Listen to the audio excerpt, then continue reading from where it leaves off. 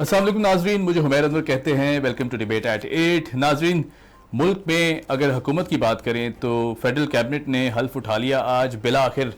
वो दिन भी हमने देखा है कि जब फेडरल कैबिनेट की जो मेंबर्स थे उन्होंने हल्फ उठाया, क्योंकि ज़ाहिर है जिस तरह की बातें हो रही थी कि शायद कोई इख्तलाफात हैं, कोलिशन गवर्नमेंट है, तकरीबन 8 पार्टीज़ का ये अलायंस है, और जिस तरह 8 पार्टीज़ के अलायंस में जाहिर सी बात है हर एक को खुश रखना बहुत मुश्किल बात है। किसको क्या मिनिस्ट्री देनी है, किसको कहाँ बिठाना है, किसको कौन सा मनसब देना है, ये बहुत एक क्रूशल सिचुएशन थी। लेकिन बहरहाल कुछ दिनों के बाद ये फैसला भी हो गया और मिनिस्ट्रीज़ भी दे दी गई हैं, और जो कोलिशन पार्टीज़ हैं, जो ख़ासतौर पर इत्तेहादी पार्टीज़ हैं, उनमें से भी मिनिस्टर्स के नाम सामने आए हैं। आज काबीना ने हल्फ उठाया है और जाहिर सी बात है कुछ नाम तो ऑब्वियस थे ही। हमें मालूम था कि किसको क्या चीज़ दी जा रही है, कौन सा मनसब दिया जा रहा है, लेकिन कुछ नाम डेफिनेटली नए थे, और जिसमें ख़ास तौर पर हमने देखा कि जो इत्तेहादी जमातें थीं उनको बहुत अहमियत दी गई है, उनके भी मिनिस्टर्स काबीना में शामिल किए गए हैं। और ये नून लीग का मौक़िफ़ था कि हम चाहते हैं कि हर एक को मिनिस्ट्रीज दी जाएं ताकि वो काबीना का हिस्सा बने, और शायद यही वजह थी कि जिसकी वजह से डिले किया गया। अब एक बहुत अनहोनी किस्म की सिचुएशन है, क्योंकि ज़ाहिर कहा जा रहा था कि बिलावल भुट्टो जरदारी जो हैं वो शायद फॉरेन मिनिस्टर का मनसब संभालेंगे, लेकिन हमने देखा कि जो 30 मेंबर्स थे मिनिस्टर्स के, उनमें ये नाम शामिल नहीं था बिलावल साहब का। इसका मतलब है कि बिलावल भुट्टो जरदारी शायद वो ओहदा नहीं संभालेंगे, और बज़ाहिर ऐसी कोई तरदीद सामने नहीं आई, लेकिन हमने देखा कि माजी में जिस तरह डिनाई किया गया था पीपल्स पार्टी की जानिब से भी, और फिर उसके बाद खामोशी इख्तियार कर ली गई थी, तो शायद ये तासुर था कि बिलावल भुट्टो जरदारी फेडरल मिनिस्टर बनेंगे। दूसरी तरफ हम बात करें मौलाना फजल रहमान साहब की, तो उनकी तरफ से मुसलसल मुतालबा आ रहा है कि इलेक्शंस और इंतखाबात जल्द कराए जाएँ, और साथ वो देने को तैयार हैं, साथ खड़े भी हैं, लेकिन बार बार मुतालबा किया जा रहा है हुकूमत से कि इलेक्शन जो हैं उन्हें जल्द अनाउंस किया जाए, ताकि ये जो कोलिशन गवर्नमेंट है जिसका फ्यूचर थोड़ा सा शेडी ज़रूर है, क्योंकि ज़ाहिर है 8 पार्टीज़ को राज़ी रखना और साथ रखना थोड़ा बज़ाहिर मुश्किल काम दिखाई देता है। बहरहाल जी, देखते हैं कि जो कोलिशन सेटअप है ये किस तरह प्रूव करता है, काम करके दिखाता है, नहीं दिखाता, ये तो हमें पता चल ही जाएगा आने वाले दिनों में। लेकिन जो खान साहब का अब अपोजिशन है, सड़कों की सियासत है, वो बज़ाहिर देखा जाए तो बहुत बड़ी तादाद में सड़कों पर क्राउड इकट्ठा किया जा रहा है खान साहब की जानिब से, और रिटेलिएशन तो है, बहरहाल हुकूमत को फेस करनी भी पड़ेगी, लेकिन काम करना मुश्किल भी होगा, क्योंकि ज़ाहिर है जिस तरह की बातें की जा रही हैं और जिस तरह के सवालात उठाए जा रहे हैं हुकूमत के ऊपर, जिस तरह की नुक्ताचीनी की जा रही है, वो भी बहुत अहमियत की हामिल है। पर देखना ये कि क्या हुकूमत सक्सेसफुली इन्हें एक साइड पर रखकर, इन एलिगेशंस को, इन इल्ज़ामात को, इन बातों को एक साइड पर रखकर जो आवाम को डिलीवरी चाहिए वो दे पाएगी या नहीं दे पाएगी। हमें ज्वाइन किया है जी मलिक आसिफ आवान साहब ने, मेंबर प्रोविंशियल काउंसिल हैं, पाकिस्तान पीपल्स पार्टी साउथ पंजाब से आपका ताल्लुक है, और साथ हमें ज्वाइन करेंगे सिद्दीकुल फारूक साहब, सीनियर रहनुमा हैं पाकिस्तान मुस्लिम लीग नून से। मलिक साहब, इमरान खान की अगर बात करें तो हमने देखा कि जो रोड पावर शोज़ हैं उनके, सड़कों पे लोग निकाले उन्होंने, वो बहुत बड़ी तादाद में नंबर देने में कामयाब हुए हैं। कराची जलसे को ले लें, पेशावर जलसे को ले लें, अभी लाहौर भी जा रहे हैं खान साहब। आपको नहीं लगता कि हुकूमत अंडर प्रेशर है, बहुत ज़्यादा प्रेशर है, और आप लोग कहीं फंस तो नहीं गए ये सारा मामला करके या खान साहब को निकाल के? नहीं जी, ऐसे कोई बात नहीं है, ना वो हम किसी प्रेशर में है, ना गवर्नमेंट प्रेशर में है। बात यह है कि अभी चूँकि इमरान खान सियासी शहीद बनने की कोशिश कर रहे हैं जी, और मुख्तलिफ़ तरीक़ों से अभी उनका वो सिनेरियो चल रहा है, जो वो ख़त वाला आप ले लें और जनाब अमेरिकन साजिश कह लें, और इसी तरह के वो टूल्स इस्तेमाल कर रहे हैं अपनी दोबारा मकबूलियत हासिल करने के लिए, जो मेरे ख्याल है उसमें नाकाम रहेंगे। अभी स्टार्ट है, आगे देखें अभी 2-3 माह में उसका क्या रिजल्ट आते हैं। अभी आप देख लें कि जो कराची वाला जलसा है वो जो तवक्कुआत उनको थी उस जलसे से वो पूरी नहीं कर सके, और इतनी तादाद में लोग नहीं आए। आहिस्ता आहिस्ता इसी तरह लोग कम होते जाएंगे, क्योंकि इमरान खान का जो बयानिया है अमेरिकन साजिश के मुताबिक मतलब वो आहिस्ता आहिस्ता झूठ साबित हो रहा है, झूठ का पलंदा खुलता जा रहा है, लोगों को हकीकत, आवाम को हकीकत पता चलती जा रही है मेरे साहब। लेकिन अगर बात करें सोशल मीडिया की, तो फेसबुक सबसे ज़्यादा फ्रंट बनाया जा रहा है, यूज़ किया जा रहा है, ट्विटर पे भी कर रहे हैं, इंस्टाग्राम पे भी कर रहे हैं, लेकिन खान साहब की जो सोशल मीडिया टीम है वो बड़ी स्ट्रांग है। आप लोग क्यों नहीं कर रहे ये प्रोपेगेंडा, या क्यों उसे काउंटर क्यों नहीं कर रहे? क्योंकि हम देखते हैं बज़ाहिर बातें की जाती हैं, सोशल मीडिया पे फेक इन्फॉर्मेशन भी शेयर की जा रही है और उसे सही बताया जा रहा है, लेकिन आप लोग क्यों नहीं करते? पीपल्स पार्टी की अगर बात करें, नून लीग है, आप लोग इत्तेहादी हैं, कोई ना कोई स्ट्रैटेजी तो प्लान करनी चाहिए आपको इसको काउंटर करने के लिए। देखिए, जो इमरान खान की सोशल मीडिया टीम है ना, इसमें कोई शक नहीं है कि वो बड़ी स्ट्रांग है, और ट्विटर्स पे अभी आपने देखा बहुत सारे 2 नंबर अकाउंट्स भी पकड़े गए, जो फौज के खिलाफ भी जहर उगल रहे थे, और बाकी बहुत सारे मामलात में नेशनल इश्यूज़ पे बात हो रही थी। तो इमरान खान की टीम के पास इस तरह की बहुत सारे लोग हैं, एक बंदा 10-10, 20-20, 50-50 अकाउंट हैंडल कर रहा है। ठीक है, ठीक है। तो वो हम तो डे वन से कह रहे हैं कि इमरान खान की जितनी तरक्की है, जो मुल्क की तरक्की है या माशी तरक्की, वो सिर्फ सोशल मीडिया की हद तक ही है, प्रैक्टिकली नहीं है।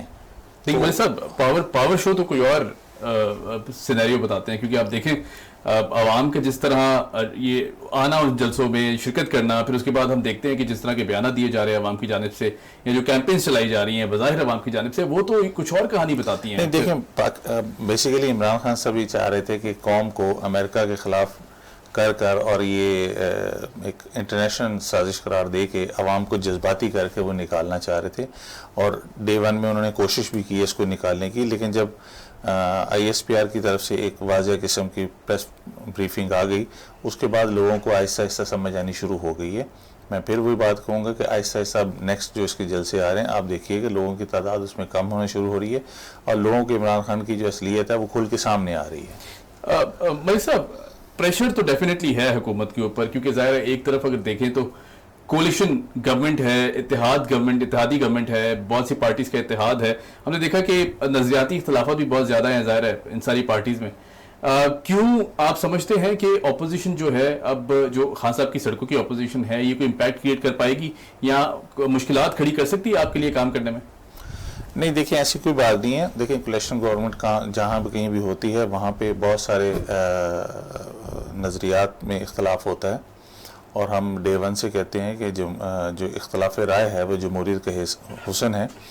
और इसी तरह कोई भी आप ये गवर्नमेंट ले लें तो मुख्तलिफ पार्टीज़ की मुख्तलिफ राय होती है, लेकिन ये मैं समझता हूँ कि ये सारा क्रेडिट सदर आसिफ अली जरदारी साहब को जाता है कि उन्होंने तमाम लोगों को एक ही जगह पे इकट्ठा करके एक ही पॉइंट पे, एक ही पेज पे लेके आए हैं।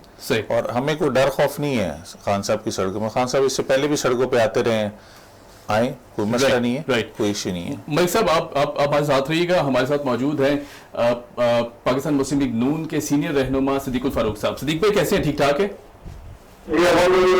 सर? बहुत ज्यादा प्रेशर है। आप देखें सड़कों की जो सियासत खान साहब कर रहे हैं, नंबर्स बज़ाहिर बहुत ज्यादा हैं, अवाम का रुझान भी बहुत ज्यादा है। फिर हम सोशल मीडिया कैंपेन्स भी देखते हैं कि फेसबुक पे खासतौर पे एंटी गवर्नमेंट कैंपेन्स भी चलाई जा रही हैं बहुत ज्यादा। कल हमने देखा कि प्रेस कॉन्फ्रेंस भी की गई मरियम औरंगजेब साहिबा की तरफ से, और कुछ फैक्ट्स एंड फिगर्स भी सामने रखे गए। लेकिन बज़ाहिर जो देखा जा रहा है कि बहुत ज्यादा इम्पैक्ट क्रिएट करके बैठे हुए हैं, अवाम का ब्रेन वॉश भी बहुत अच्छी तरह कर चुके हैं, अवाम साथ भी खड़ी हुई है।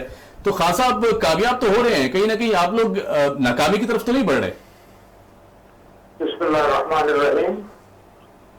बात यह है जी कि जरा थोड़े दिन मामला और चलने दें जी। इमरान खान साहब ने जो तासुर देने की कोशिश की कि अमेरिकी साजिश हो गई है मेरे खिलाफ, ज़ाहिर उसका थोड़ा बहुत असर तो हुआ जी। ऐसा तो नहीं है कि नहीं हुआ, लेकिन आप जब एक तो इन कैमरा सेक्शन और दूसरा जनाब अदालती इसकी इंक्वायरी होनी है, और बहुत से जगह से ये बात अब नीचे जा रही है कि ये सब झूठ है।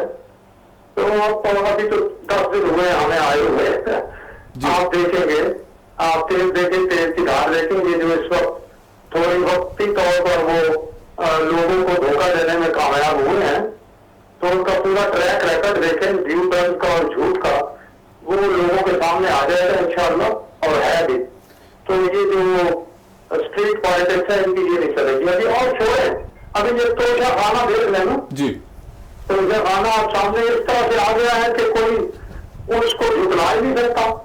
आप कहते हैं जनाब कि वो मेरा तोहफा तो मेरी मर्जी, तो ये भाई तोहफा पाकिस्तान का है और मर्जी कानून की होगी। तो आप देखेंगे ये बहुत ज्यादा करप्शन उन्होंने की है, वो सारी चीजें सामने आ रही है। ठीक है सिद्दीक फारूक साहब, प्रेशर की अगर बात करें हुकूमत के ऊपर, डेफिनेटली अगर कोई पॉलिटिकल पार्टी सड़कों पर निकल आती है, अच्छा खासा क्राउड इकट्ठा कर लेती है, तो हमने माजी में भी देखा कि चाहे वो आपकी गवर्नमेंट थी या फिर इमरान खान साहब की गवर्नमेंट थी, इम्पैक्ट तो आता है, उसका फर्क तो पड़ता है, उससे बहुत ज्यादा प्रेशर तो क्रिएट होता है। अब ऐसी सिचुएशन में एक तरफ कोलिशन गवर्नमेंट का प्रेशर है, जाहिर है इत्तेहादी जमातें, उनकी अपनी डिमांड्स हैं जो कि वज़ीर-ए-आज़म साहब सुन भी रहे हैं। कराची भी आए, फिर उसके बाद फजल रहमान साहब से मुलाकात की, क्योंकि ज़ाहिर एतराज़ात तो हैं बहरहाल अपनी जगह। लेकिन क्या ये मुश्किल नहीं हो जाएगा 1.5 साल का अरसा आप लोगों के लिए हुकूमत करना? क्या इंतखाबात होते दिखाई देते हैं जल्दी?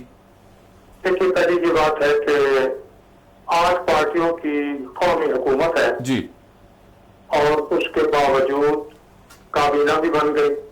ठीक है जी, कल काबीना की मीटिंग भी हो गई, बैनुल-अक़वामी सतह पर पजीराई भी मिल रही है और मुसलसल पजीराई बढ़ रही है। जी, वो दोस्त ममालिक जो हमारे करीब हैं और हमारे माजी में अच्छे ताल्लुकात थे, वो अब आगे बढ़ रहे हैं, उनके सफारा मिल रहे हैं। बहुत जल्द आप देखेंगे शहबाज शरीफ साहब चीन, सऊदी अरब, कतर जैसे ममालिक का दौरा करेंगे और उनसे मुआहदे होंगे जी, और अवाम की मुश्किलात इंशाअल्लाह रज़ी जो है वो कम होंगी। जो काम करने की रफ्तार है, अब ये नहीं है कि हमारे लोग और ये जो टीम आज काबीना आई है ये काम नहीं जानती, जी, ये सब काम करने वाले बासलाहियत लोग हैं। तो ये मिल के इस और ये भी जानते हैं कि हमें अगर काम न किया तो फिर इसका मतलब ये है कि हम भी गए और मुल्क भी बर्बाद हुआ। जी, इसलिए जहाँ ये चैलेंज है 8 पार्टियों की नेशनल गवर्नमेंट को साथ लेकर चलना, वहां उन्हें इस बात का भी एहसास है कि अगर हमने कुछ ना किया तो बहुत बड़ा नुकसान हो जाएगा। जी, तो आवाम को उस आग से, जिस आग में पीटीआई वालों ने फेंका है, उससे निकालना भी है। जिस तरह से बैनुल-अक़वामी सतह पे मुल्क को तनहा कर दिया है, वो तनहाई से तो अल्हम्दुलिल्लाह फौरी तौर पर निकल आया। जी, तो इंशाल्लाह ये आप देखेंगे कि जिस दबाव का आप की बात कर रहे हैं, ये इंशाअल्लाह रज़ी दबाव जो आपके नजदीक है, ये हम महसूस नहीं कर रहे सही। हैं और अगर है भी तो खत्म हो जाएगा। राइट। अच्छा सलीकुल साहब, एक और सवाल बहुत अहमियत का हामिल है, क्योंकि बहुत अननेचुरल किस्म का अलायंस कहा जा रहा है इसे।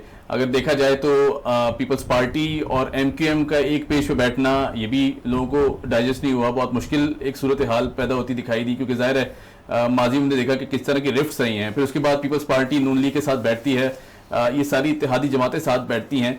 फिर उसके बाद हम देखते हैं फजल रहमान साहब भी साथ आते हैं, लेकिन उनके अब मुतालबात भी आना शुरू हो गए हैं। वो कहते हैं जी इंतखाबात कराए जाएं। तो ये आवाजें तो अंदर से उठना शुरू हो गई हैं।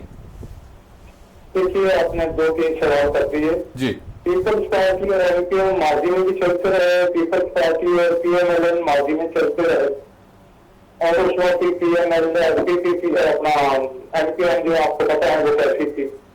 तो अब तो ये माइल्ड एमपीएम है और ज्यादा रियलिस्टिक है, ये इंशाल्लाह चलेगी। दूसरी बात, आपने मुतालबात की है। जी, मौलाना फजल रहमान साहब देखे, उन्होंने मुतालबा आते ही किया था कि जी इस्तीफे दे दिए जाए कौमी असम्बली से। तो मेजॉरिटी में इस्तीफे नहीं दिए थे और फिर भी मौलाना हमारे साथ चलते रहे, मुतालबात करते रहेंगे। जी, लेकिन साथ उन्होंने ये भी कह दिया है कि मैं सपोर्ट भी करता रहूंगा। ठीक तो है। उनका जो मुतालबा है कि जल्द से जल्द इंतखाबात कराए जाए, पहली बात उसका उनको खुद ही जवाब इलेक्शन कमीशन की तरफ से है जी, कि 7 महीने तक तो हम इंतखाबात कराने की पोजीशन में भी नहीं है। ठीक है, सही, उधर दूसरी पार्टियां भी कुछ जो है वो मर्दमशुमारी और हल्का बंदियां ये बात कर रहे जी। हैं। तो ये मुख्तलिफ ख्याल पार्टियां हो सकती हैं, लेकिन आइन के हवाले से और जमहूरियत के हवाले से सब पार्टियां मुतफिक है। सही, इस लिहाज से इनमें कोई इख्तिलाफ नहीं है और यही इत्तेहाद की बुनियाद है जो हमारे लिए खुशाइन है। सही। अच्छा सदीकुल फारूक साहब, आप अगर हमारे साथ रहें तो हमारे साथ मलिक आसिफ अवान भी मौजूद हैं स्टूडियो में, हम उनसे भी एक सवाल करेंगे। जरूर करें। मलिक साहब, एक तासुर क्रिएट हो रहा है। वो तासुर ये है कि जी आप लोगों ने खासतौर पर जरदारी साहब ने बड़ा डिप्लोमेटिक किस्म का एक एनवायरनमेंट क्रिएट किया, जिसमें नून लीग को फ्रंट फुट पे आपने कहा कि जी आप आके खेलें। और फिर जाहिर है जिस तरह के मुआशी हालात चल रहे हैं मुल्क के, जिस तरह की प्रीवियस गवर्नमेंट की तरफ से पॉलिसीज थी, वो बज़ाहिर बहुत मुश्किल लगता है कि कोई सक्सेस हासिल होगी पीएमएलएन को। तो आपको नहीं लगता कि पीएमएलएन के साथ कोई ज्यादती तो नहीं कर बैठे कहीं ना कहीं अंदर खाते में? देखिए, ऐसी कोई बात नहीं है। पाकिस्तान मुस्लिम लीग नून एक बड़ी पार्टी है जी, और पंजाब में भी उसकी अक्सरियत है और हमारे लिए बड़ी काबिल इख्तराम है। सदर जरदारी साहब ने अगर उनको फ्रंट पे लेके हैं तो डेफिनेटली उनकी मकबूलियत की वजह से, उनकी जो मेंबर्स की वजह से इसलिए फ्रंट पे लेके हैं। ऐसी कोई बात नहीं हमने उनके साथ कोई गेम प्ले किया है या कोई ऐसा कोई तासब। ये तासब जो है ना इमरान खान के हवारियों ने स्टार्ट किया हुआ है। हमारी पार्टी और पाकिस्तान पीपल्स पार्टी और नून लीग और बाकी तमाम इत्तेहादी जमातें जो हैं ना वो एक पेज पे मुत्तफ़िक़ा हैं, जिसमें आइन की पासदारी और इस मुल्क से महंगाई का खात्मा और इस मुल्क की तरक्की शामिल है। राइट। सिद्दीकुल फारूक साहब, सदर साहब ने हल्फ नहीं उठवाया, अब जाहिर है आप लोग के एजेंडे पे ये भी शामिल है कि सदर पाकिस्तान ने जी, तो आप लोग के एजेंडा पे ये भी तो शामिल था ना कि सदर पाकिस्तान को भी चेंज करना है, लेकिन जाहिर कुछ पेचीदगियां हैं जिनको देखा जा रहा है, कुछ सपोर्ट सिस्टम को देखा जा रहा है कि जिस तरह के सेटअप्स हैं प्रोविजनल असेंबलीज के या फिर विफाकी असेंबली के, तो क्या ये भी एजेंडे में शामिल है कि बहुत जल्द कोई ना कोई खबर इस पे भी आ सकती है? क्योंकि पहली बात तो ये है मोहतरम जी कि सदर पाकिस्तान पार्टी का सदर नहीं होता जी, सदर is the symbol of unity of the nation. बिल्कुल ठीक, ये कॉन्स्टिट्यूशन ये कहता है, ठीक है। सदर is the supreme commander of the defence forces. अब डिफेंस फोर्सेस का सुप्रीम कमांडर भी क्या पार्टीबाजी करेगा जी? मुझे ये बताइए। सदर ने जो हल्फ उठाया है वो ये है कि वो जाति मकाम पर कौन को तरजीह देगा, आइन का तहफ़्फ़ुज़ करेगा जी। मुझे बताइए कि अगर सदर पाकिस्तान जो है वो पीपल्स पीटीआई का कारकुन बन जाएगा जी, और कारकुन भी वो जो ना आइन में यकीन रखते, ना कानून में यकीन रखते, ना अखलाक में यकीन रखते। इसी तरह गवर्नर उनका जो है पंजाब में वो खुद सुप्रीम कोर्ट बन के इंटरप्रेट करना शुरू कर दिया आइन को जी। वो इसी तरह डिप्टी स्पीकर ने जो किया उसका असर तो आपने देखा। स्पीकर पंजाब असेंबली जो कहते हैं सबका असर जो है जो आप अनकरीब देख लेंगे। ये कैसे हो सकता है कि एक आदमी सदर मुमलिकत के अहदे पर फाइज हो, एक गवर्नर के अहदे पर फाइज हो, एक सूबे के स्पीकर के अहदे पर फाइज हो और सारे आइन को वायलेट करें, अपने हल्फ के खिलाफ जाएं और फिर उनका नोटिस न लिया जाए। तो बिल्कुल नोटिस ले लिया है। आप इंशाल्लाह मेरा ख्याल है जल्द इस हवाले से अमली इक़दाम देखेंगे। लेकिन सिद्दीकुल फारूक साहब, मैं एक सवाल बार बार कर रहा हूँ नून लीग की क़यादत से भी, पीपल्स पार्टी की क़यादत से भी, अगर चौधरी साहब की बात करें, चौधरी परवेज इलाही साहब की, बड़े सीजन्ड पॉलिटिशियन है, बड़े पुराने पॉलिटिशियन है, बड़े समझदार इंसान माने जाते हैं सियासत में, फिर उनका इस तरह उनके साथ बिहेव करना, हाथ नहीं तोड़ना चाहिए था सर आप लोगों को? उनका हाथ तोड़ दिया आप लोगों ने। हाथ टूटा क्या भाई, हाथ टूटे पे भी पायडियन लगी देखी आपने जी? पता नहीं कौन सी एमपी लेके आए वो जी, के ऊपर पट्टी बांध दी और जैसे ड्रामे में करते हैं ना जी, किरदार के ऊपर खून लगाने के लिए आए दिन भी लगाई और उसी हाथ से फिर उस हाथ को हिला के दुआएं भी मांग रहे हैं। टूटे हुए हाथ इस तरह से भी करते हैं, सारा ड्रामा उनका तोड़ देते है। सर चोट तो पता नहीं है जी। रोजा अफ्तारी से ज्यादा पता है उन्होंने रोजा तोड़ दिया जी। जो रोजा उन्हें मिल सकता था इज्जत और एहतराम से और वो शुक्रिया अदा कर रहे थे, 1 घंटे के अंदर उन्होंने अपना जनाब यू कर लिया और उसकी वजह से वो सवाए जिल्लत से उन्होंने कुछ नहीं कमाया। जो ड्रामा ने किया, जो नट हाउस से जिन लोगों को लेके आए, जो आपको मालूम है, वो सारा कैमरे में कैद कर लिया है और इसकी सजा बदकिस्मती से ठीक है जी। सिद्दीकुल फारूक साहब बहुत शुक्रिया, thank you so much for joining. हमारे साथ मलिक साहब भी। मलिक साहब, हाथ तोड़ना, फिर इस तरह की बातें सामने आना, पंजाब असेंबली की जो सिचुएशन पैदा हुई है, फिर हमने देखा है जिस तरह हमजा शहबाज शरीफ साहब को हल्फ नहीं उठाने दिया जा रहा, ये मामला क्या पहले से डिसाइडेड थे? क्या ये कोई प्लानिंग थी या फिर दूसरी तरफ से भी आप पे एलिगेशन लगाए जा रहे हैं आप पे और नून लीग पे कि जी ऑर्डर्स तो गवर्नमेंट की तरफ से आए हैं कि जी आप पहले मारपीट शुरू करें फिर उसके बाद संगी शुरू करें? वो तो अंगूठा दिखा के वो कह रहे हैं जी मैं मना कर रहा था एक निजी टीवी चैनल। नहीं जी, ऐसी कोई बात नहीं है। आप उस पर चेहरे पे इंप्रेशंस देख लें परवेज इलाही साहब के, जब वो अंगूठा हिला रहे थे तो उनके चेहरे पे वो आप किसी को रोकने के लिए उसके अपने चेहरे इंप्रेशंस क्या होते हैं और खुशी के इंप्रेशंस क्या होते हैं वो आपको डेफिनेटली उसमें नजर आ जाएगा।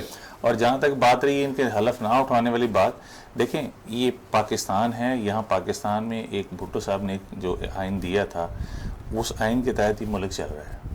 अब इमरान खान और उसके तमाम जितने जो है सदर पाकिस्तान को ले लें, आप गवर्नर पंजाब को ले लें, वो उस आइन को मानने के लिए ही तैयार नहीं है। ठीक है, आइन के एक रूह से एक हम जब शहबाज साहब या शहबाज शरीफ साहब वज़ीर आज़म बने और वो वज़ीर आला बने हैं तो भाई वो ज़बरदस्ती नहीं बने, कानून की पासदारी इलेक्टेड हैं। अब उनसे हलफ ना उठाना वो आइन के मुतरादिफ जा रहा है। ठीक है, मैं समझता हूँ कि इन लोगों ने ना कभी आइन पढ़ा है, ना इनको आइन का पता है कि आइन क्या होता है क्या नहीं होता। इनको तो किसी बात का पता इल्म ही नहीं है। और ये बिल्कुल देखें, आइन से आप इख्तलाफ करेंगे या आइन के अगेंस्ट जाएंगे तो वो गद्दारी का मुकदमा बनता है, वो उन पे मुकदमा ये बनना चाहिए। सर लेकिन मेरा सवाल ये है कि मुकदमा तो चले बनता है, क्या आप लोग भी वही गलती तो नहीं कर देंगे जो खान साहब ने पीपल्स पार्टी या नून लीग के मामलात में की कि कहते रहे मगर कोई प्रैक्टिकली अमली स्टेप्स ले नहीं सके। कहते जी ये केस भी बनता है वो केस भी बनता है, लेकिन वो कर नहीं पाए उस तरह जिस तरह उनको करना चाहिए था या जिस तरह उन्होंने बातें की थी। क्या आप लोगों की तरफ से भी महज बातें तो नहीं रह जाएंगी, कोई प्रैक्टिकल इम्प्लीमेंटेशन भी आता है? पाकिस्तान पीपल्स पार्टी जो है ना जी वो किसी भी अदालती मुखालफत की हमायत नहीं करती। ठीक है, ना हम किसी से को बदला लेने के लिए आए हैं जी, ना हम किसी से इस तरह को नजायज किसी से बदला लेंगे। जाहिर अगर किसी ने कानून तोड़ा है तो उसके लिए कानून मौजूद है। ठीक है, आइन तोड़ेंगे तो उसके लिए कानून मौजूद है और कानून अपनी पावर रखता है और कानून हरकत में आएगा, वो उसी हिसाब से करेगा। हमारी किसी की ज़ाती पसंद नापसंद से ना को मुकदमात बनेंगे ना कभी बने हैं। अलबत्ता ये ज़रूर है कि माजी पे हम पे मुकदमात बनते रहे और हम अभी तक उनको फेस कर रहे हैं। हमारी लीडरशिप जितनी है ना इस मुल्क से कहीं गई है, हमने तमाम हमारी लीडरशिप ने इस मुल्क में रहते हुए उन मुकदमात को फेस किया है और उनसे बाइज्जत बरी हुए हैं। ठीक है, हम कानून की बालादस्ती पे, आइन की बालादस्ती पे भरपूर यकीन रखते हैं और इसी तरह हम चलेंगे। हम ज़ाती पसंद नापसंद पे नहीं चलते। सही। अच्छा मलिक साहब, चलें ये तो बातें हमने डेफिनेटली डिस्कस की हैं। अब पंजाब की सियासत को अगर देखें तो पंजाब की गवर्नरशिप मांग रखी है पीपल्स पार्टी ने और विफाक सोच भी रहा है उस पर, नून लीग भी सोच रही है कि डेफिनेटली किस तरह की कोई ना कोई डील सामने आ सकती है। अब अगर पाकिस्तान पीपल्स पार्टी की बात करें तो कोशिशें भरपूर की गई जरदारी साहब की तरफ से भी, बिलावल साहब की तरफ से भी, कि पंजाब में थोड़ी सी इंसर्जेंसी जरूर की जाए, थोड़ा पॉलिटिक्स को एक्टिव किया जाए, क्योंकि ज़ाहिर है जिस तरह हमने देखा कि पीपल्स पार्टी सिंध में तो बहुत ज़्यादा इम्पैक्ट रखती है पर पंजाब में वो इम्पैक्ट दिखाई नहीं देता। अब क्या इससे कोई फर्क पड़ेगा? ये गवर्नरशिप की जो सीट आ जाती है आप लोगों के पास तो कोई सियासी जो स्ट्रगल है पीपल्स पार्टी की पंजाब में उस पर कोई इम्पैक्ट आता दिखाई देता है आपको? देखिए, पाकिस्तान पीपल्स पार्टी को जो गवर्नरशिप की ऑफर की गई है वो हमारी ज़ाती ख्वाहिश नहीं थी और वो नून लीग की तरफ से हमें ऑफर की गई थी और हमने उस पर अपना गवर्नर पंजाब मखदूम अहमद महमूद साहब को, जो जनूबी पंजाब के सदर हैं पाकिस्तान पीपल्स पार्टी के, उनको नामजद कर दिया है और वो एक दो रोज़ में इंशाअल्लाह ताला जल्दी वो हलफ अपना उठा लेंगे। और जहाँ तक पंजाब में पाकिस्तान पीपल्स पार्टी की आप रवाबिल की बात कर रहे हैं तो देखें, हर पार्टी की ख्वाहिश होती है। क्या पीटीआई नहीं चाहती कि सिंध में आके हम ज़्यादा हुकूमतें ले लें? क्या बाकी पार्टी ये नहीं चाहती कि हम सिंध? तो डेफिनेटली हमारी भी ख्वाहिश है कि हम पंजाब में उसको अपनी पार्टी को थोड़ा सा मजबूत करें तो इंशाल्लाह बिल्कुल मजबूत होगी। और आप ऐसा ऐसा देखिए कि पाकिस्तान पीपल्स पार्टी दोबारा पंजाब में इंशाल्लाह इन हो रही है। सही। अच्छा, बिल्कुल ठीक। अच्छा, जो लिस्ट आई है फेडरल कैबिनेट की उसमें उससे पहले ये बात की जा रही थी कि बिलावल भुट्टो जरदारी शायद फॉरेन मिनिस्ट्री की सीट कंसिडर कर भी रहे हैं या फिर पीपल्स पार्टी सोच रही है, इस पर बातचीत की जा रही है। फिर उसके बाद इसकी तरफ से कोई स्टेटमेंट आई नहीं खास, फिर डिनायल भी आया। उसके बाद देखा हमने कि जो डिनायल भी किया गया, लेकिन डिनायल के बाद फिर खामोशी हुई और फिर इस तरह की खबरें सामने आ रही थी कि शायद बिलावल भुट्टो जरदारी जो है वो फॉरेन मिनिस्टर की जो सीट है उसका मनसब संभाल लेंगे। लेकिन फिर हमने देखा कि एक और तासुर भी बनता दिखाई दिया कि शायद जरदारी साहब ऐसा नहीं चाहते कि बिलावल भुट्टो जरदारी साहब जो हैं वो फॉरेन मिनिस्टर की सीट संभालें। तो ये इसके पीछे कोई सदाकत है? सर, बात यह है कि सदर जरदारी साहब का जो मौक़िफ़ है ना, मैं उसकी भरपूर तायीद करता हूँ। ये मेरी ज़ाती राय है जी। चेयरमैन बिलावल भुट्टो साहब एक बड़ी जमात जो पाकिस्तान पीपल्स पार्टी जिसका नाम है उसके चेयरमैन हैं और ये जो ओहदा है जो जिसकी वजारत की बात कर रहे हैं, ये वजारत पाकिस्तान पीपल्स पार्टी के चेयरमैन की शान नहीं है। ठीक है। और उनको मेरी ज़ाती राय है कि ये नहीं लेनी चाहिए। हाँ, अलबत्ता अगर वो वज़ीर ख़ारजा बनना चाहते हैं तो वो पाकिस्तान पीपल्स पार्टी की चेयरमैनशिप से रिज़ाइन कर दें और ये ओहदा ले लें। सर, लेकिन आपको नहीं लगता कि बिलावल भुट्टो जरदारी अगर फॉरेन मिनिस्टर की सीट संभालते हैं तो डेफिनेटली आने वाला जो टाइम है जिसमें वो पीएमशिप भी संभाल सकते हैं, मुल्क के वज़ीर आज़म भी बन सकते हैं, अगर पीपल्स पार्टी मैंडेट ले लेती है तो फिर जाहिर सी बात है इनसे बढ़ के मेरे ख्याल से कैंडिडेट कोई नहीं होगा कि जो वज़ीर आज़म के मनसब को संभाले। लेकिन आपको नहीं लगता कि सियासी ट्रेनिंग बहुत ज़रूरी थी? अगर वो फॉरेन मिनिस्ट्री की सीट भी संभाल लेते हैं तो बहुत अच्छे ताल्लुका डेवलप हो सकते हैं उनके, फिर उसके बाद सीख भी सकते हैं, उनका जो सियासी करियर है उसमें एक बहुत बड़ी हिट होती है उनके लिए। सर आप क्या समझते हैं कि बिलावल भुट्टो साहब को ट्रेंड नहीं है? वो तो डे वन से ऐसी गोद में उन्होंने जन्म लिया है जो जहाँ पे ट्रेनिंग ही उनकी होती आई है। जिस अजीम माँ के बेटे हैं, जिस अजीम नाना के वो नवासे हैं जी। और जिस सदर आसिफ अली जरदारी साहब के बेटे हैं, तो क्या उनकी सियासी तरबियत नहीं होगी? उनकी सियासी तरबियत ऑलरेडी हो चुकी है।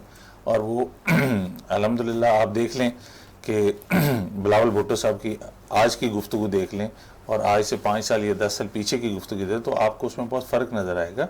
जरदारी बिलावल भुट्टो साहब ऑलरेडी एक ट्रेंड सियासतदान है और ऐसी कोई बात नहीं कि उनको किसी एक्स्ट्रा ट्रेनिंग की ज़रूरत है। ठीक है। अच्छा मलिक साहब, एक और सवाल है क्योंकि ज़रा मैं पूछना चाहता हूँ, हम सारी क्लैरिटी चाहते हैं। जरदारी साहब और पीपल्स पार्टी ये भी तासुर बनता दिखाई देता है कि शायद इसलिए आप लोग फ्रंट फुट पर नहीं आए, वजारतें नहीं ले रहे उस तरह जिस तरह लेनी चाहिए थी, या फिर ख्वाहिश का इजहार नहीं किया, वो भी आपको ज़बरदस्ती दी गई हैं वजारतें नून लीग की जानिब से, कि कोई डील शायद है कि जी 2023 के इलेक्शन में आप लोग 1-1.5 साल हुकूमत करें, फिर अगली हुकूमत हम जो है वो एस्टेब्लिशमेंट के साथ मिलकर कोई बना लेंगे, इस तरह का कोई तासुर नहीं? है? ऐसी कोई बात नहीं। देखें, पाकिस्तान पीपल्स पार्टी जमहूरियत पे बहुत ज़्यादा यकीन रखती है और हमने हर दौर में जेलें भी काटी हैं, लाठियाँ भी खाई हैं, कोड़े भी खाए हैं, और सिर्फ इसी जमहूरियत की खातिर जी हमने कभी भी इस्टेब्लिशमेंट का ना कभी सहारा लिया और ना कभी लेंगे, और ना हमारी कोई इस तरह की कोई डील है। नून लीग को हुकूमत इसलिए मिली है कि वो एक बड़ी पार्टी थी, पंजाब में उनके मेंबर्स से,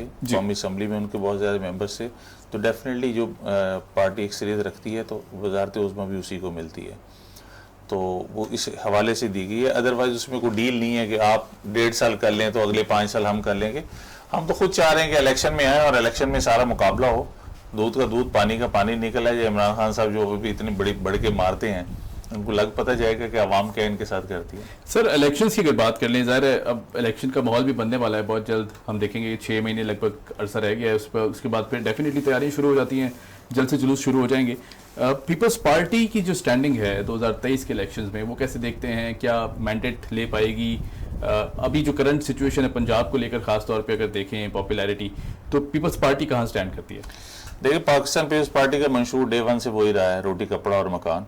इस मुल्क में जो गुरबत का ख़ात्मा, तो इंशाअल्लाह ताला हम इसी मंशूर को बिलावल भुट्टो साहब की सरबराही में लेके चलेंगे और इंशाअल्लाह ताला आप देखेंगे कि इस दफ़ा जो रिजल्ट हैं 2023 के जी, वो पाकिस्तान पीपल्स पार्टी के हक़ में बहुत ज़्यादा अच्छे आएंगे इंशाअल्लाह ताला। और अगर साउथ पंजाब, क्योंकि आपका ताल्लुक वहाँ से है, हमने देखा कि साउथ पंजाब की जो पॉलिटिक्स है वो थोड़ी अलग किस्म की पॉलिटिक्स है जी। साउथ पंजाब की पॉलिटिक्स की अगर ट्रेंड्स की बात करें तो वहाँ पंजाब में क्या ट्रेंड्स देखे जा रहे हैं इस वक्त? वहाँ नून लीग की जो साख है वो कितनी मजबूत है, या फिर अगर पीपल्स पार्टी की बात करें तो वो कहाँ स्टैंड करती है?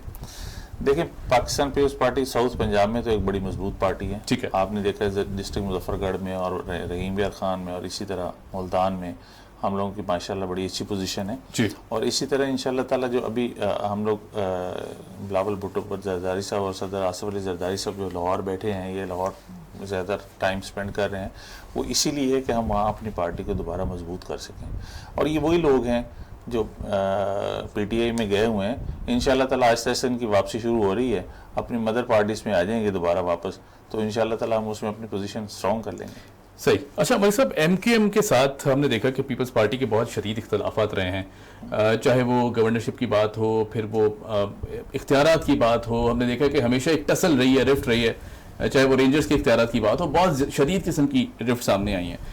अब एक पेज पे आगे बैठ जाना, फिर एकदम से हमने देखा कि वो माजी के जो तल्ख हक़ाइक़ थे वो भूल जाना। आपको लगता है कि ये जो अननेचुरल किस्म का अलायंस है ये लंबा चलेगा? कि मैंने उनसे भी सवाल किया था सिद्दीकुल फारूक साहब से, तो उन्होंने तो खैर बड़ा डिप्लोमेटिक एक किस्म का जवाब दिया। आप अगर इसको इन डेप्थ तरीके से बताएं तो क्या आपको लगता है कि ये अननेचुरल अलायंस नहीं है, और क्या ये लंबा चलता दिखाई देता है आपको? देखिए, मैं पहले भी आपको कह चुका हूँ कि हम जमहूरियत पर बड़ा यकीन रखते हैं जी, और किसी भी पार्टी के जो आपस में इख्तलाफात होते हैं वो जमहूरियत का हुस्न है। ठीक है, पाकिस्तान पीपल्स पार्टी और एमकेएम हमेशा पहले भी इसी तरह काम करते आए थे जी, एक दूसरे के इत्तेहादी थे, और फिर बीच में ज़ाहिर इख्तलाफात आते रहते हैं, ये वक्त के साथ साथ चीज़ें रिफ़ाइन होती रहती हैं।